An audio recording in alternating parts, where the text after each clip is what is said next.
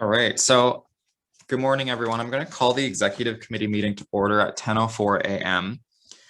And before we get started, I would like to acknowledge that today I'm calling in from the traditional and unceded Coast Salish territories of the Musqueam, Squamish, Tsleil-Waututh, Coquitlam, and Katzie nations. And recognizing that, I'm lucky enough today to be calling in from Burnaby Mountain, the place where we would typically be doing our work in person, but also recognizing that we are all located on different and unique lands at this time, as most of us, I'm assuming, are calling in from home. So it's critical that we all understand the nations and the lands in which we're all occupying now, and recognizing that we're on unceded lands, and this means that the territories that we're occupying were never handed over, sold, or given up by these nations. We're gonna get started with our roll call of attendance. And hopefully everyone has access to the agenda as was circulated. If not, we can paste that in the chat too, if you would like access to that document. However, we'll begin with our roll call of attendance. And I'm going to call on folks' positions. And when I do, I'll ask that if you could please share your first and last name, your pronouns, and any access needs that you might have. And access needs are really anything that you would like folks to know about your participation in this space. So that could be anything that we can do as a group, or I can do as the chair to help you be able to participate in this meeting to the fullest of your ability, or alternatively, it could be anything you just want us to know. So that could be, my internet is slow, there's construction in my background, I have a noisy dog in my background. That's a common one. So yeah, name, pronouns, access needs. And I'll begin with, I'll go down the list as it appears in the composition. So good morning, everyone. My name is Gabe Leosis. My pronouns are he, him, his, and my access needs are met at this time. I will move on to our VP VP Events and Student Affairs and Committee Vice Chair. Hi everyone, my name is Jess. My pronouns are she, her, hers, and all my access needs are met. Thanks, Jess. VP External. Okay, Go Matthew. My pronouns are he, him, his, and as of right now, my accessibility needs are met. VP Equity. Hey everyone, my name is Marie. My pronouns are she, her, hers. My access needs are met, but my Wi-Fi may be a little bad. That's all. Thanks, Marie. Our VP Finance and Services is on a leave of absence right now and will not be attending the executive committee meeting today. Next, we have VP Internal and Organizational Development.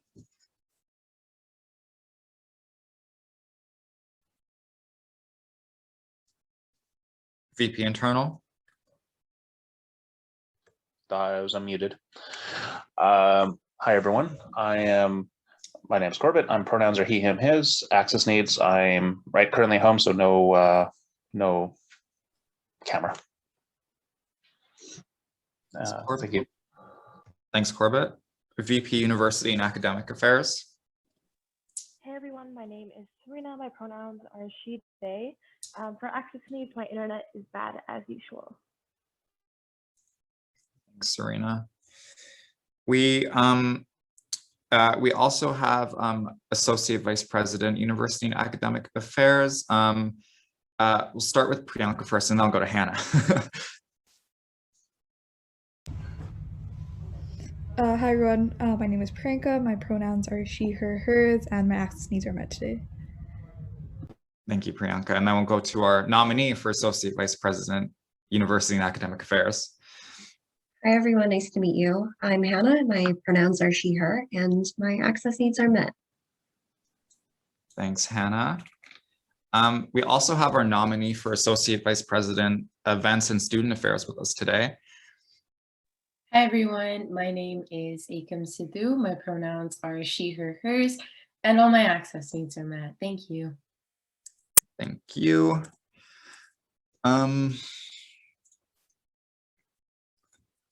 Just Cool. Okay, we'll move on to society staff now.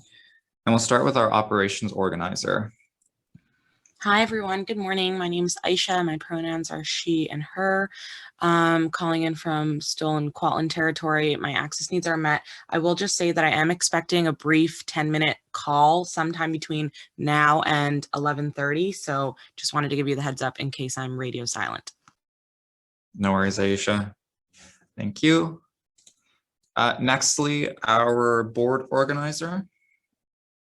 Hi, everyone. Good morning. This is Ella. I'm calling in from the unceded territories of the Musqueam, Squamish, and Tsleil-Waututh people. All of my access needs are met this morning. Thank you. Thank you, Ella. And we also have our administrative assistant. Hello, everyone. I'm Joseph. My pronouns are he, him, and all my access needs are met. Thank you, Joseph. At this time, have I missed anyone on the roll call? Doesn't look like it. Okay, cool. Thank you, everyone. We'll move on down our agenda then to item number 4, which is the consent agenda. And at this time, while the motion reads, be it resolved to adopt the consent agenda by unanimous consent. At this time, I would like to ask the executive committee if there are any objections to any of the motions under the consent agenda. We have adoption of the agenda and matters arising from the minutes. Serena. I'd like to object to the adoption of the agenda and move it out of the consent agenda if possible. Okay, so Serena is objecting to the adoption of the agenda under the consent agenda. So we will move that to the regular portion of the agenda and we'll vote on that immediately following the consent agenda. Other than that, the other remaining motion is matters arising from the minutes. If there aren't any objections to that, we'll consider the consent agenda approved by unanimous consent. Carried as amended by unanimous consent. Thanks, everyone. So then we will move into the adoption of the agenda. And the motion reads, be it resolved to adopt the agenda as presented. Is there a mover for the motion? Marie. Marie moves. Is there a seconder? Is there a seconder? Yes.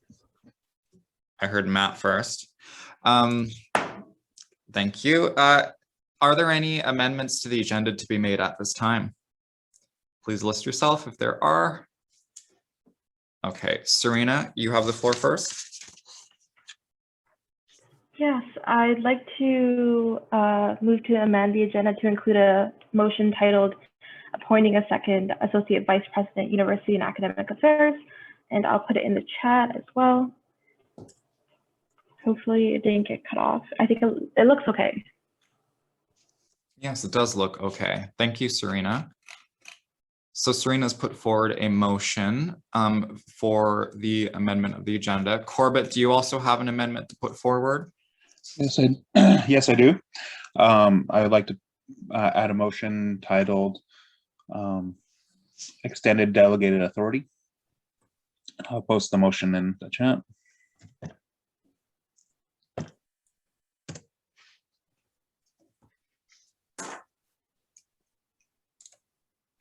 Thank you, Corbett. So that motion is in the chat. Thank you. Are there any other amendments to be made at this time? No? Okay, so we need to move that batch of amendments. So I think Serena, you actually said you would move the amendments. So would you like to move both those amendments to the agenda? Sure, I can move for that, yeah. Fantastic. Is there a seconder then?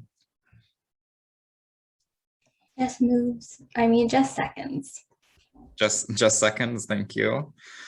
Are there any questions or comments as it pertains to the amendments to the agenda that are currently on the floor for consideration?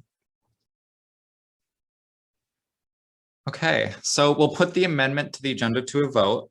All those in favor, seeking unanimous consent, and please remember, I will assume you're voting in favor unless you indicate to me otherwise, and to do so, use the Zoom raise hand feature if you would like to do that.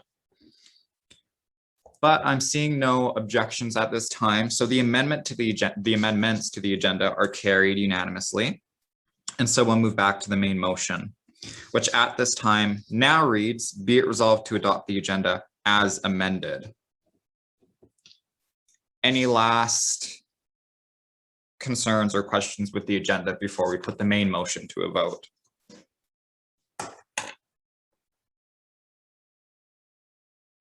All right, so seeing none, we'll put the question to a vote. Be it resolved to adopt the agenda as amended. All those in favor, seeking unanimous consent. Seeing no objection, the motion is carried unanimously. Thanks, folks. And so without further ado, we'll move to new business, which is the first motion under new business is 5.1, out on campus assistant hiring committee. This was submitted by myself. And the motion reads, be it resolved to appoint X to the out on campus hiring committee. Would someone like to move the motion? Jess moves. Jess moves the motion. Is there a seconder? Corbett seconds. Corbett seconds. Thank you. So there is a hiring committee struck for the out on campus assistant position.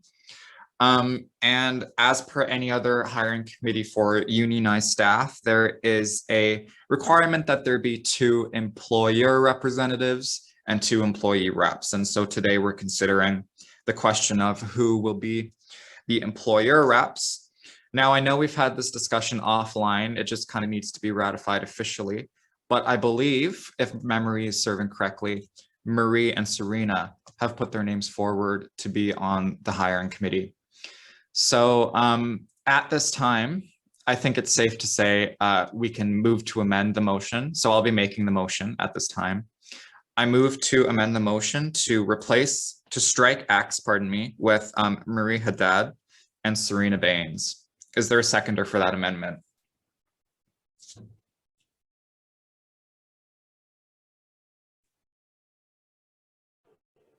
Serena. Serena, thank you.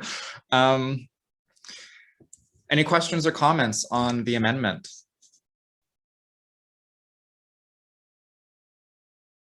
Okay, cool.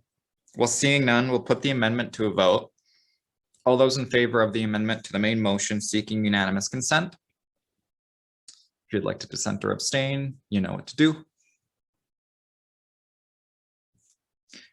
Okay, seeing no objections, that amendment to the main motion is carried unanimously. And we'll move back to the main motion, which at this time reads, be it resolved to appoint Marie Haddad and Serena Baines to the out on campus assistant hiring committee. Any last questions or comments on the motion?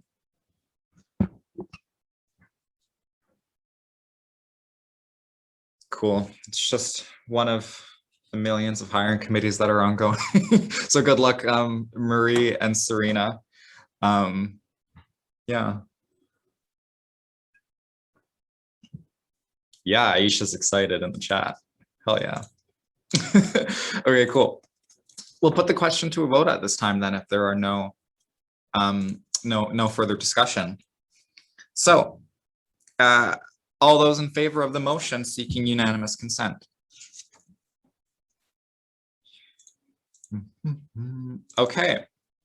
Seeing none, the motion is carried as amended unanimously. Thanks, everyone. And we'll move to 5.2, which is titled COVID-19 Staff Check-in Survey and Recommendations. This was submitted by myself. And there is an attachment for this motion titled COVID-19 Staff Check-in Survey and Recommendations that was circulated with the agenda. And I'll read the motion now.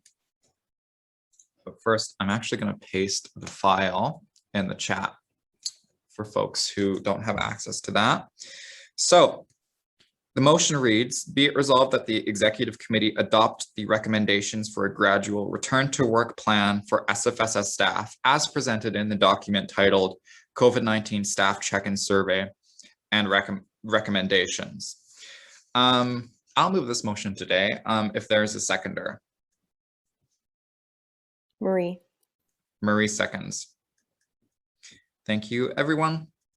So I can introduce this motion and then I might pass it off to Aisha, if that's okay. But essentially, we're getting to the point where we need to start considering a gradual return to work plan for staff.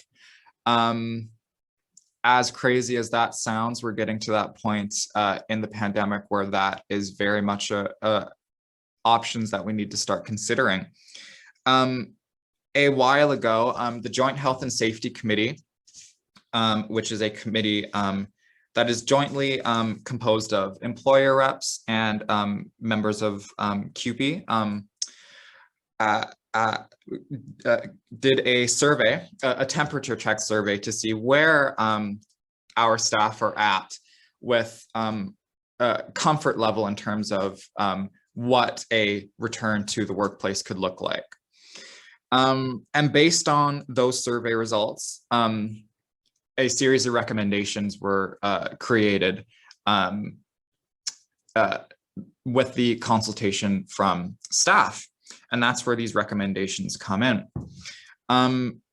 Aisha, I was wondering if you would be available to give a brief explanation of the gradual return to work plan. Sure. Should we do you want me to go through the document in its entirety or just the recommendations piece? I think the recommendations piece is adequate. Cool. Okay, so I am on page, what page is this? Page 5 of the document. So the recommendation, essentially, we wanted to do this temperature check to really make sure that we are supporting our staff and they're not feeling pressured to have bums in the seat in the building. And we don't want them to ever feel like we're putting their health and safety at risk. So the outcome of the survey results was that overwhelmingly folks do want to come into the office, but they want to have the option to do so. And they just want to make sure that we have safety measures in place so that they can access the building in a safe way. And access to the building is just for internal purposes at this point. So what we have drafted is an optional gradual return to work plan, meaning that we can make the sub space available for all staff and they can access the space on a voluntary basis. So we want to do that in a couple of ways. One way is making sure that we are still following public health orders and that there's still space for social distancing. So the first recommendation is to split the staff up into cohorts. So it's a group A-B model. So assessing all of our departments and all of our spaces in the sub, and then splitting them into 50% capacity. So that would mean, for example, the comms department or administration, if there are 5 people or 6 people in the administration department, the maximum capacity at any given time is 3. So we would just randomly assign 3 of them into group A and 3 of them into group B. And if you scroll below, you'll see a proposed schedule there. So I have drafted the proposed schedule, so access to the building is on that basis. So group A can come into the building in the first week, group B can come into the building the second week. And if you fall under group A and it's your week to go in and you just don't feel like going in, that's totally okay, because this return to work plan is optional and voluntary. And if it's your week and you do want to go in, that's great, you can. So this is just ensuring that we will never hit maximum 50% capacity. And that's where we're at. So in order to do this safely, we have a couple of measures that we want to implement, and some of them have already been done. So for instance, the sign-in sheet and pre-screening questionnaire, you folks have already been doing this, and this will just continue to do so for staff if they want to have access to the building the same day. Staff required to have face coverings. This is still standard. Hand sanitizer stations, we'll need to put up a couple more just in some high touch point areas. Closing of the kitchens and any other communal spaces, implementing a clean desk policy. So this is just ensuring that at the end of every night, folks have their desks cleaned off so that it's easier for the cleaners to access. limiting the number of employees in the building. So this is our group AB model. So that would be 50% capacity. Limiting outside visitors into the building. Currently, this is still restricted.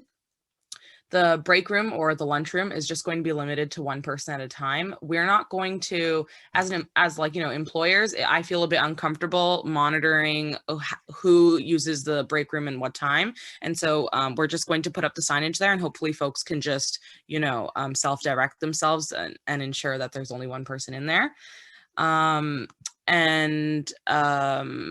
Nightly deep cleans and sanitation, that will continue. And then the building manager, John Walsh, has suggested for staff to, before we implement this, to complete the SFU Canvas COVID-19 course. So it's a course that was drafted for SFU staff just to ensure that they are fully aware of all the protocol and policy and things. It is a free course accessible online. I don't have any issues with it. The only accessibility issue is that you have to have an SFU role account to access the course. And currently not all of our staff do. So that would be an obstacle, but I believe John is working on like a workaround with Paul from IT to see how we can do it for all staff. And then the last piece, and this is really only going to be relevant for when we open the sub publicly, but our staff really do want to have clear guidelines on how to deal with member non-compliance to our rules. And they want to feel like we're going to support them in implementing of those rules. If a student does come in and refuses to social distance or whenever that time comes, is doing things that is unsafe, staff want to feel supported by us as the employer, that we have their back if they were to tell a member that, oh, you are breaching a rule here. So there will need to have some more discussions on what those rules look like, and some conversations of how to proceed. But that doesn't apply at the moment. So so that's what we have. So the last page here is the breakdown of how the group A and B system would work. So what we've proposed is for the first 4 weeks, it's a 2-day sub opening. So it's Mondays and Tuesdays. And then the 4 weeks following, it would be a 3-day opening. So Monday, Tuesday, Wednesday. I have made some modifications on days where there's a stat holiday. So on stat holiday days, I've just moved them. I've adjusted the date slightly so it still reflects 3 days. And then 4 weeks following that, it's a 4-day sub access. So Monday to Thursday. And then the final 4 weeks is a 5-day return. And then it's understood that at the 5-day return, so around the September 20th mark, that we should do what would be considered best practices is to do a second survey temperature check to staff, while also reviewing public health orders and guidelines and just seeing where everyone is at then. And then we can consider doing the merge. So now that would be there would no longer be a group AB time slots. It would just be all of our staff regularly operational. And that doesn't necessarily have to mean it starts September 20th. It means that we need to start thinking about it around that time. So this is just a draft schedule at this point. And this could change. It's just in the interim what we have. Any questions from anyone?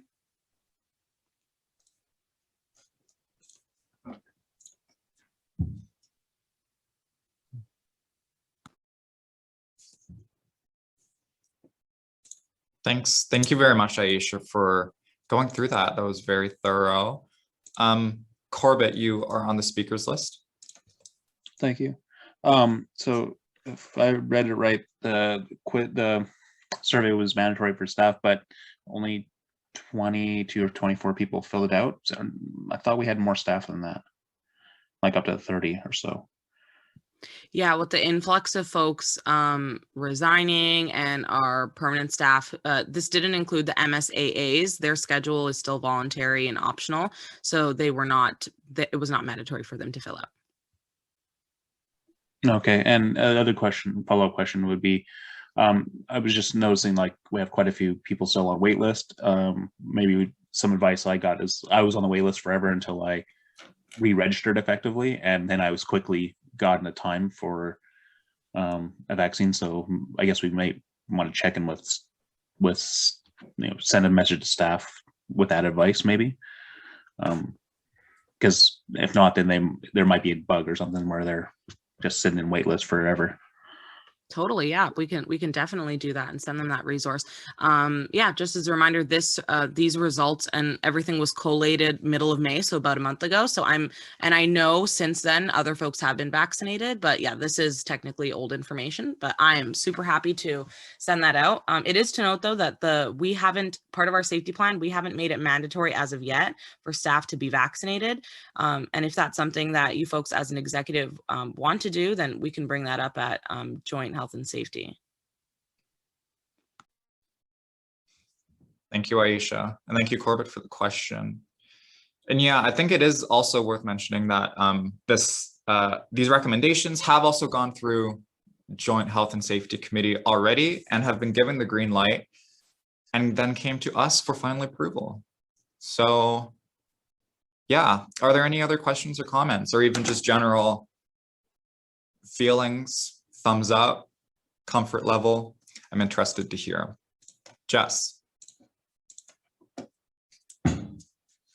As for the clear guidelines and steps on how to deal with members who are non-compliant to the rules, would that have to go through JOG as well to make them, or sorry, through JHSC or us, or work together with the staff? Do you want me to answer, Gabe? Sure, go ahead.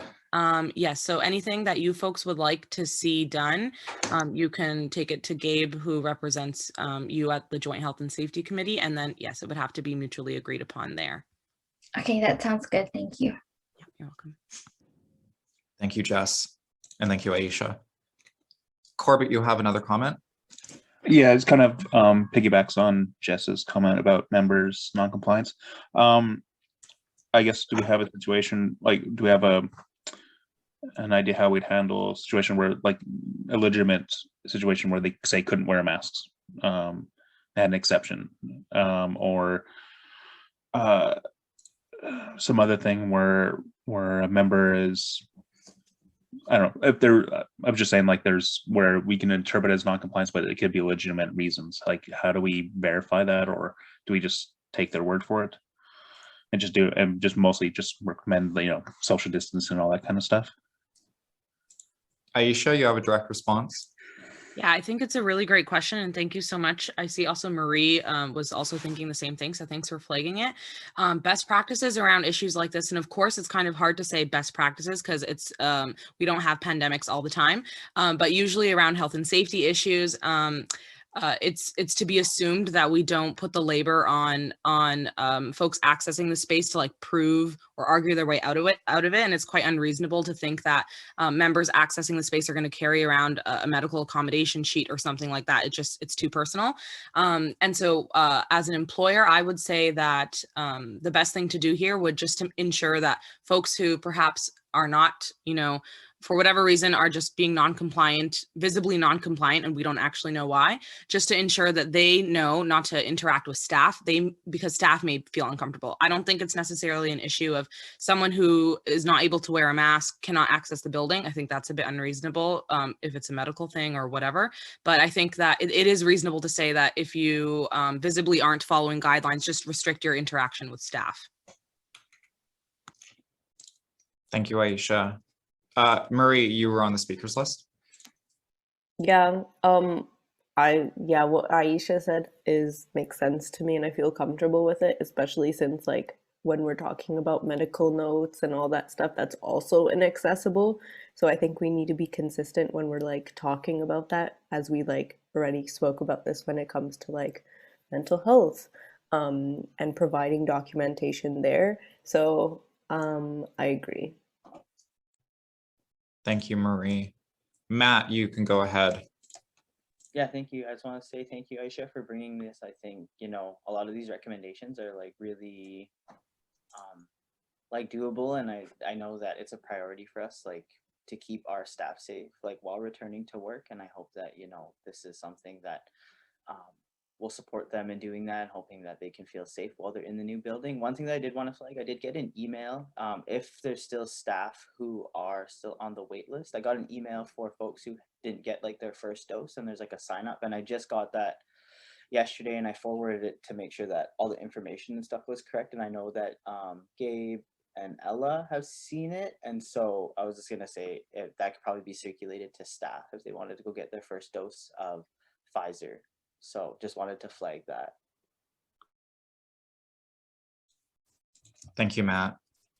Yeah, I think we can absolutely just forward that on to staff. That would be great. Thank you. Anyone else who hasn't had a chance to speak yet on the recommendations? I'd love to hear your thoughts, hear everyone's thoughts.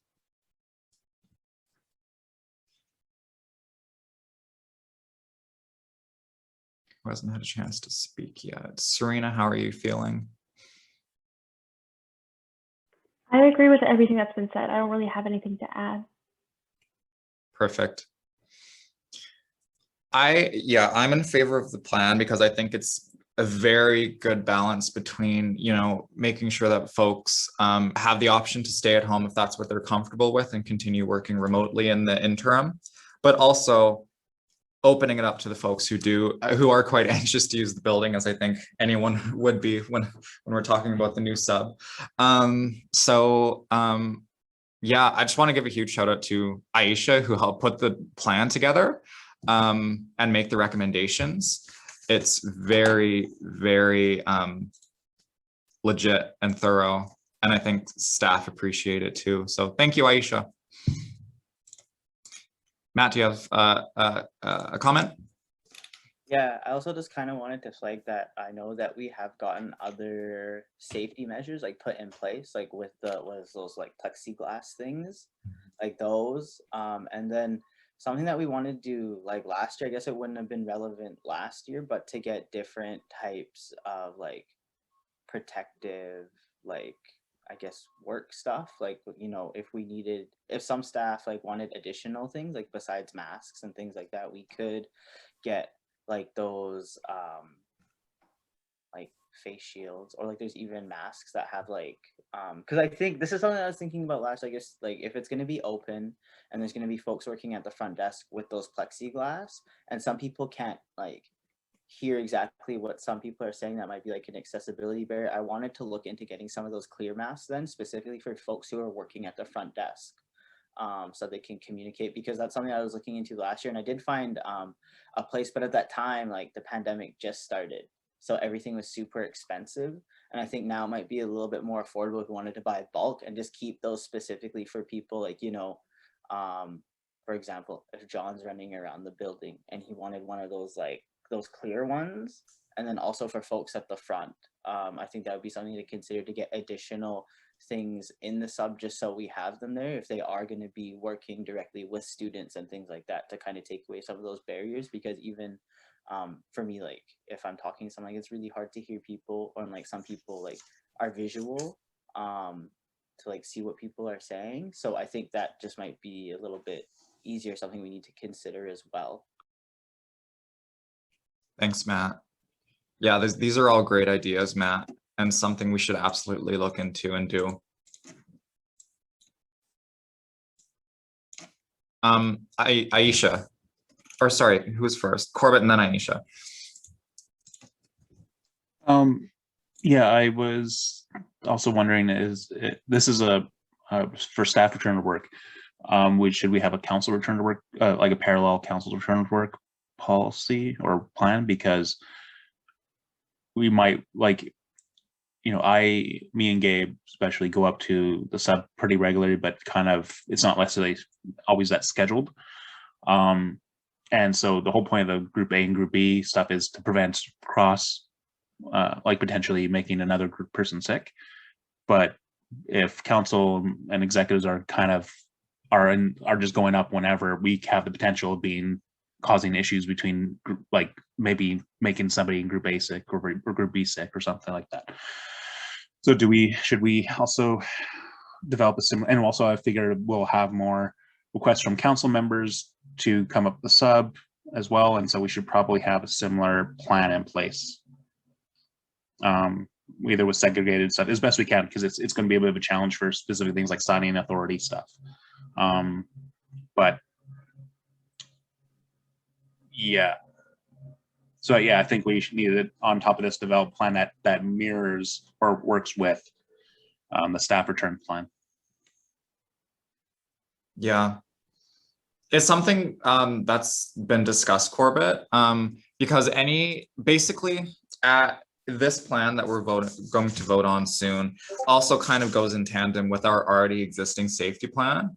And so I think John has been working on updating that. And I think council actually will need to vote on moving out of what is now phase 1 into phase 2, which would mean more people can come into the build, like specifically council members and executives can come in for, non-essential reasons, as the building has been closed for, has been open only for essential tasks only. So that's definitely a conversation I think we should be continuing, and figuring out what that would look like as well, because it's not, we'll have to see, because the cohort, yeah, we'll definitely talk about that going forward. Aisha, you were next on the speakers list. Thanks. There was something I've raised this concern with Gabe last week, but I thought it may perk folks' interest and jog some conversations. We do have some staff who are quote unquote managed, guided, or supported by other groups like the FNSA and SOCA. And so it is understood that those spaces those staff have their own spaces for those collectives. And I'm just cognizant of the fact that if those collectives don't have safety measures in place for our staff operating out of those spaces, it can potentially cause us a problem moving forward. So we may want to check in with them and just ensure that a safety plan is up and running and is adequate and our staff are comfortable with it. My only hesitation is I don't want it to have the optics of us policing those spaces and what their safety policy is. So anyway, I just thought I would throw it out there for potential discussion. Thank you very much, Aisha. It's very important.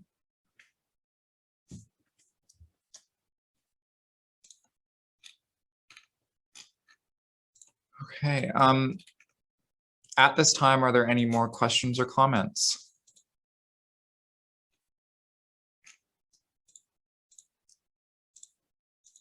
Okay. So I think we have at least some action items to take out of this. First of all, is to start thinking about a plan for council. And also to think about safety plans as it pertains to groups in the building such as FNSA and SOCA in a way that is respectful of the space. Additionally,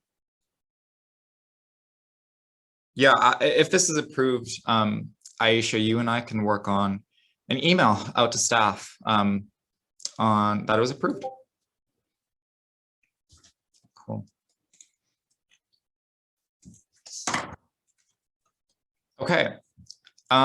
If there's no more discussion, I think we can put the question to a vote if everyone's comfortable. So the motion reads, be it resolved that the executive committee adopt the recommendations for a gradual return to work plan for SFSS staff as presented in the document titled COVID-19 Staff Check-in Survey and Recommendations. All those in favor, seeking unanimous consent based on discussion.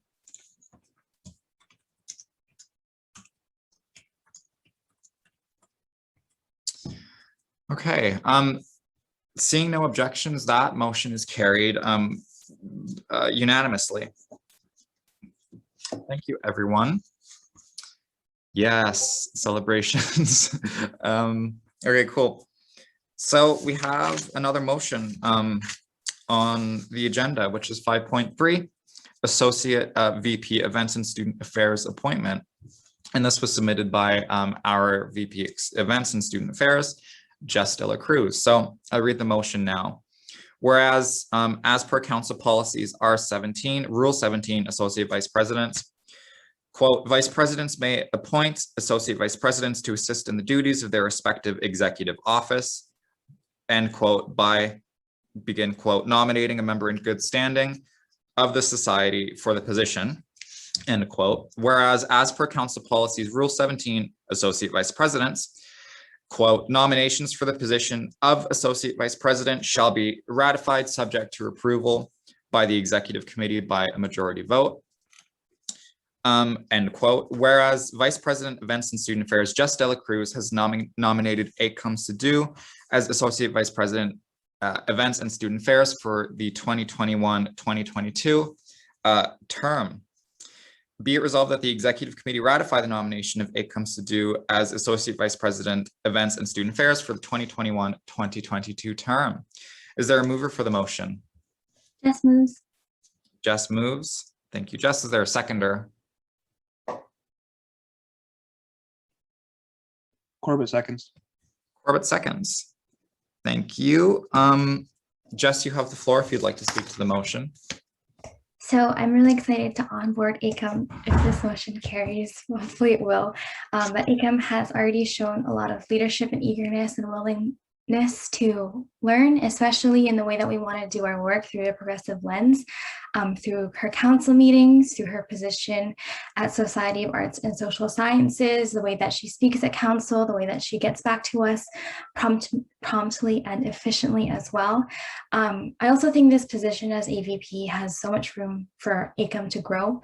She also sits on the Events and Students Affairs Committee, of which I chair. So I will be working with Akam through different and various capacities. But Akam, if you'd like to say something too, I'm putting you on the spot, no pressure though. I definitely didn't prepare anything to say, but I am excited to be working with the exec team if this motion carries. I do think that I have a lot to learn for sure. Being thrown into council sort of halfway through the year last year was a really big learning curve, but it was really interesting and it really helped me grow as a person, but also my speaking capabilities and my capacities as a leader within my constituency group as well. I think that especially, me and Jess have talked a little bit about what the time commitment looks like and about how I do know that I'm going to have a little bit of a busy last year here at SFU, but I do have quite some time in the summer, which I am really hoping to jump into my responsibilities as AVP and learn as much as I possibly can and be as comfortable as I possibly can in my role going forward. Yeah, I think that's about all I have to say. But if there's any questions for me, please do ask if there's anything you guys are wondering or anything at all. Thank you so much, Akam. Yeah, does anyone else want to speak to the nomination up for consideration at this time?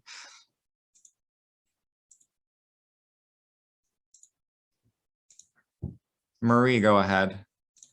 Yeah, just wanted to say super excited for you. It's really exciting when we onboard some more AVPs, and it's just nice to see that folks want to be like part of like helping execs and all that stuff. So welcome and really excited to have you on the team. Thank you, Marie. Definitely, I'm excited that Jess nominated you for the position, Akam, and I know that you've been doing a lot of good work and on council and with SAS, and I'm really excited for you to take on this position. I'll definitely be voting in favor for ratifying your nomination. I'll still keep the floor open though if anyone would else like to speak to the motion.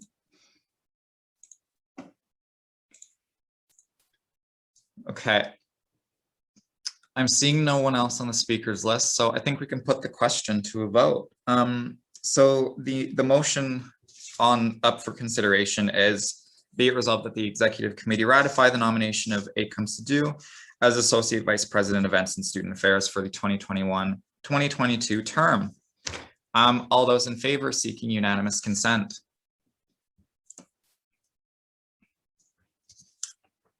Okay, cool. So seeing no objections, that motion is carried unanimously.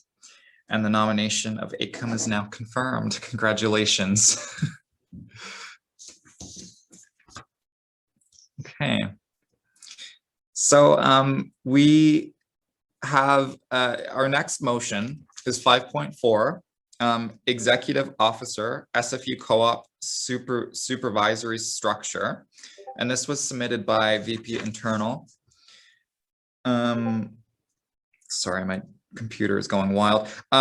VP Internal and Organizational Development, Corbett Gildersleeve. And I'll read the motion now. Whereas the VP and Organizational Development has met with the SFU Work Integrated Learning Director about SFSS executive roles being recognized as co-ops, whereas co-ops have requirements to be recognized as co-ops, whereas one requirement is a supervisory reporting structure, whereas bylaw 4, section 10, subsection H tasks the president to ensure that executive officers carry out their assigned duties in accordance with these bylaws and is as directed by council. Whereas the bylaws do not specify who supervises the president in carrying out their duties. Whereas Standing Order 17, Oversight Committee on Executive Officers, 17.4 tasks, line 17.4 tasks the committee to ensure that members of the executive committee are fulfilling their duties per the Societies Act, bylaws, and society policies.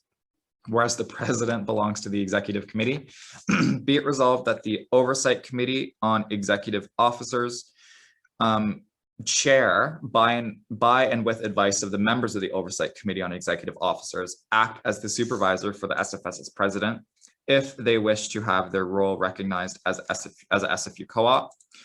Be it further resolved that the there's a typo here, we'll have to fix that. The exec to task the governance committee to codify the co-op supervisory structure and SFSS policy. Is there a mover for the motion? Corbett moves. Corbett moves. Is there a seconder? Matt. Matt seconds. All right, Corbett, you have the floor. Hi, everyone. So this is just a follow-up from our discussion that we had at the last exec meeting. Me, Ella, Gabe, and Aisha, were you there, or were you able to, did you have to back out? Had a discussion with Muriel from the co-op director, effectively, director of Work Integrated Learning, WL, just to get more information and things that was, yeah. So you get additional information about the process and what SFU needed from co-op, and we answered some additional questions on from Muriel around, especially around the reporting requirements, or sorry, the supervisory requirements and such. And so this is really just the next step moving forward. I've had a number of executives express interest in this, either having their time on the SFS recognized as a co-op at least for one term, and so yeah, this is just about, this big motion is mostly just about setting this official supervisory structure. Please let me know if you have any additional questions or concerns. Thank you, Corbett. Are there questions or comments from members of the executive committee on the motion on the table? Jess, you have the floor. I'm going to vote in favor of this motion and something that I'm going to consider for myself to go through, just because I think that a lot of execs in this position, past and present, put school on the side sometimes to put a lot of hours into this work, just because we were elected into this position, but we also are really passionate about doing really good work. And I think it would be a good balance of work and school if we are able to do this and get credit for what we're doing in other areas as well. So thank you, Corbett, for your work on this. Thank you, Jess. Serena, you have the floor. Yeah, just to echo a bit of what Jess had mentioned, I'll be voting in favor, and thank you to Corbett for bringing this item forward. I know exec positions can be really inaccessible for a variety of reasons. People rely on like taking a full course load for bursary scholarships. Sometimes if they're an international student, they might have to take a certain amount of courses as well. I know disabled students have to take a certain amount of courses if they want to meet some of their scholarships that they receive from the government. So hopefully this will result in exec positions being more accessible in the future. But yeah, that's all for me. Thank you, Serena. Are there any other questions or comments from executive committee members on the motion at hand?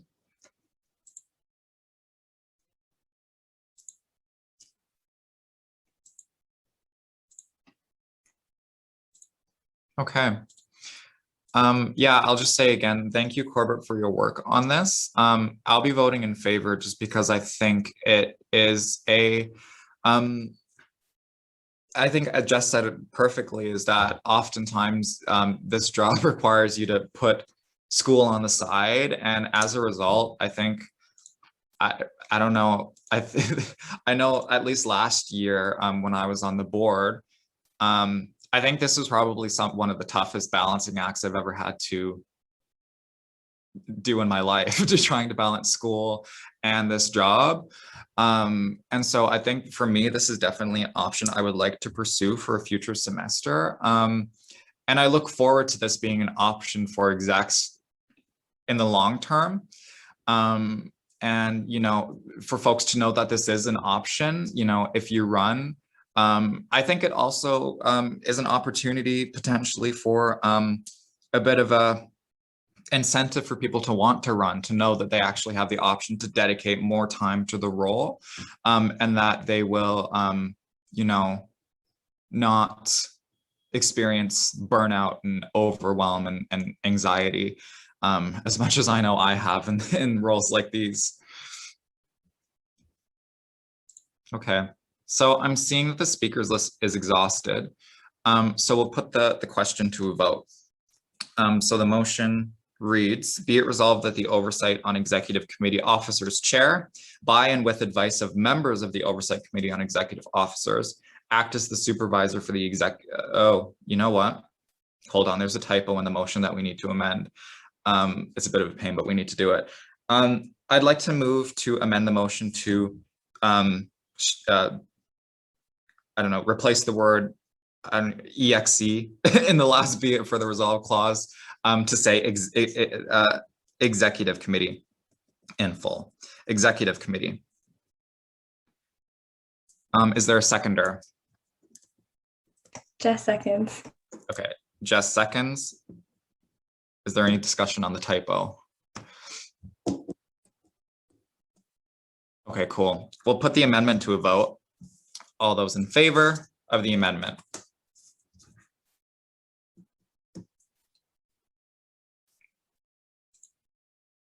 Okay, so the amendment is carried.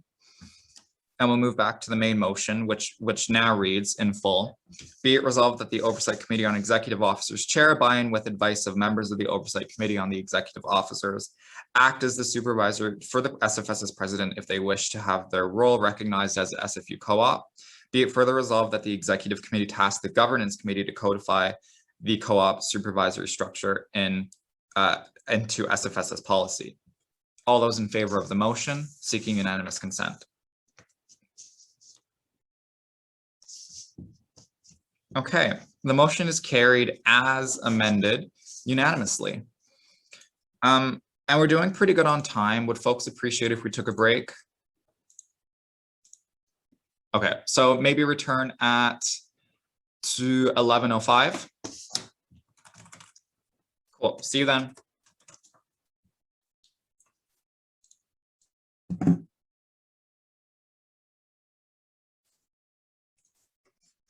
Okay, if you aren't able to turn on your camera, just indicate to me that you're back so I know that folks are able to participate.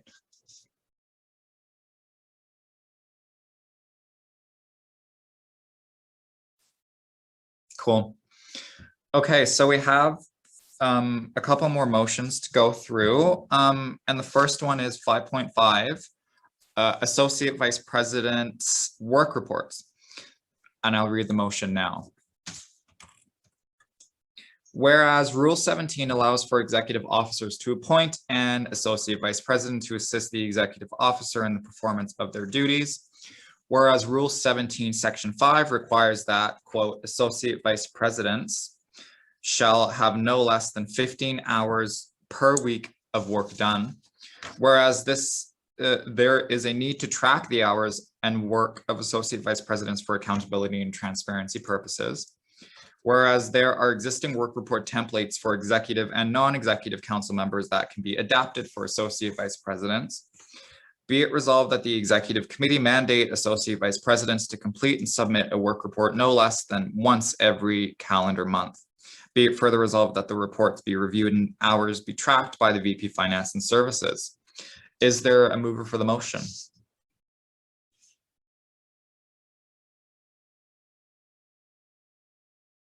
there a mover? Jess moves. Jess moves. Is there a seconder? Corbett seconds. Corbett seconds. Okay. Corbett, I know you're the submitter of this motion, so would you like to speak to it first? Yeah, it's pretty straightforward from the whereas clause. It's just that since so the associate vice presidents, it's a new position, and so there's in our policies there's a minimum work hour requirement, so we need to be able to track that and also be able to report to council what work is being done by the AVPs to demonstrate need. And so I just thought it'd be good to require work reports. That's all. Thanks, Corbett. Is there any questions or comments on the motion?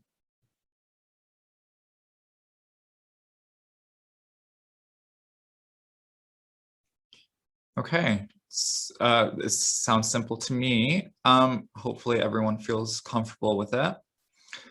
I see no one on the speakers list, so we'll put the question to a vote. All those in favor of the motion seeking unanimous consent? Seeing none, the motion is carried unanimously. Thanks, everyone. We have 5.7, which is 5.6 at this point. And this is the motion that Serena put forward that was added during the adoption of the agenda. And I'll read it now.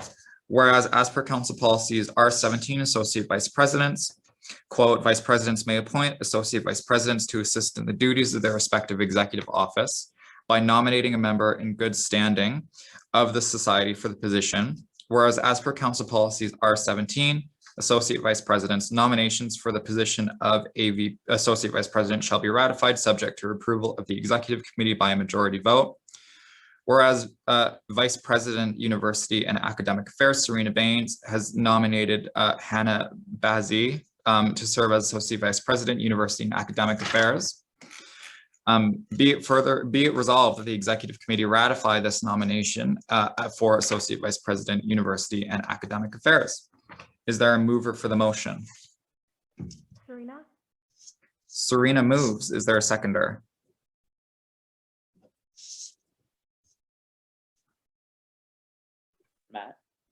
Matt seconds. Thank you, Matt. Is it Jess?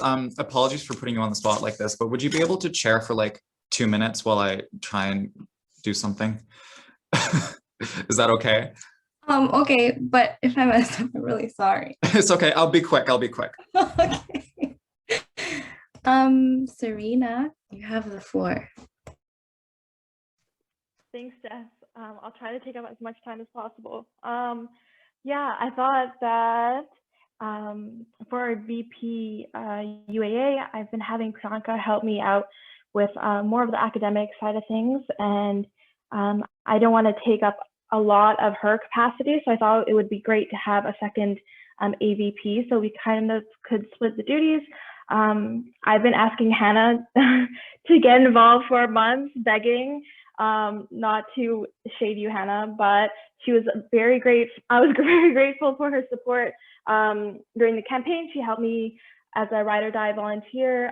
She's been helping out with Pursuit of Happiness as an exec there. She was recently elected to SASU's position of SFSS rep, and I know that she's very progressive minded as well, is very passionate about the issues that she cares about, and isn't afraid to speak her mind, especially when it comes to what she believes in, no matter who she's speaking to. So I think she'd be really great for this role. I'm really excited to have her and onboard her. And yeah, I guess I can pass it off to Hannah if she'd like to say anything else. Yeah, I mean, first, thank you for that. That's it's a really nice introduction. I just want to say it was really nice to meet you all today, and I'm really, really excited to get to work with you all. I've actually been keeping in touch with SFSS's work since I transferred to SFU, and I've always been really inspired by especially the statements, the very bold statements that you make, and it's the type of work that I would really like to get involved in. And so thank you so much. Thank you so much. This is exciting. Yeah, thank you, Serena, and thank you, Hannah. Would anyone else like to speak to the motion?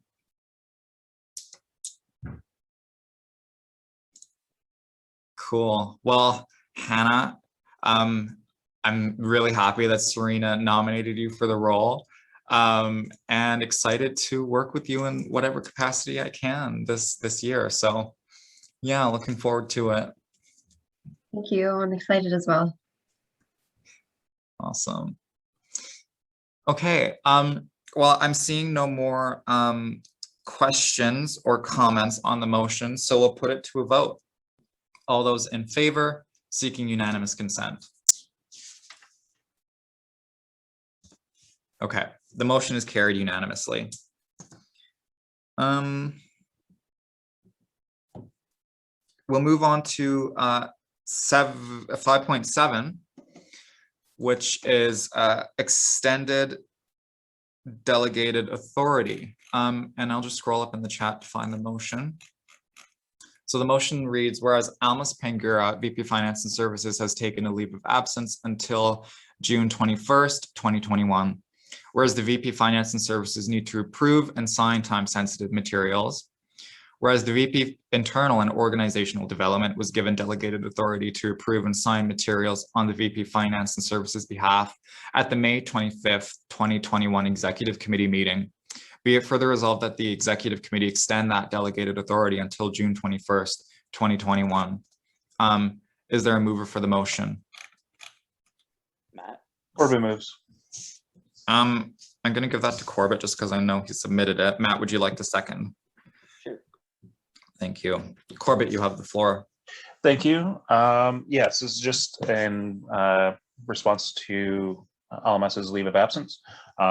Still, her position still has some very specific tasks that need to get done and that are usually very time sensitive and kind of integral to the society. Things like making sure payroll is approved, stipend amounts are approved, checks are signed, things like that. And as such, this committee has already delegated authority to myself to handle these roles, and so I just asking for it to be extended until the end of Almas's leave of absence. Thank you, Corbett. Are there any questions or comments on this motion?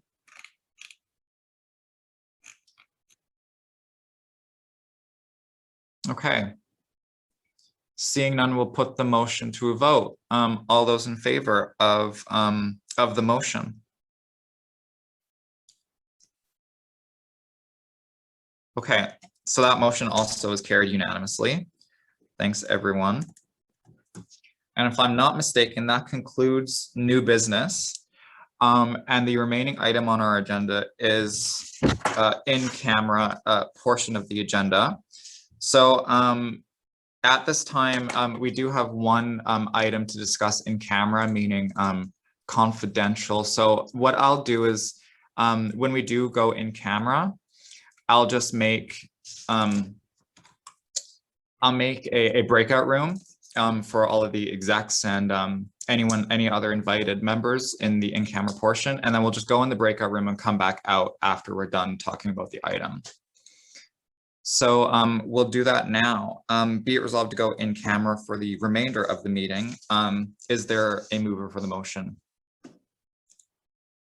Jess moves. Jess moves. Is there a seconder? Matt? Matt seconds.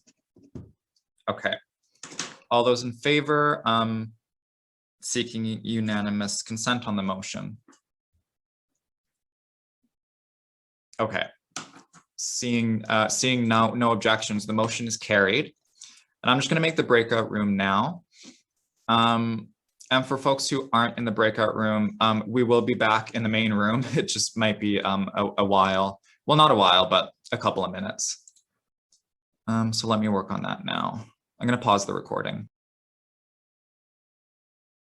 Okay, everyone, we're back. So let's consider the motion to go X camera. Be it resolved to go X camera. Is there a mover for the motion? Yes. Jess, is there a seconder? Matt? Matt seconds. Okay. All those in favor of going X camera, seeking unanimous consent? Okay.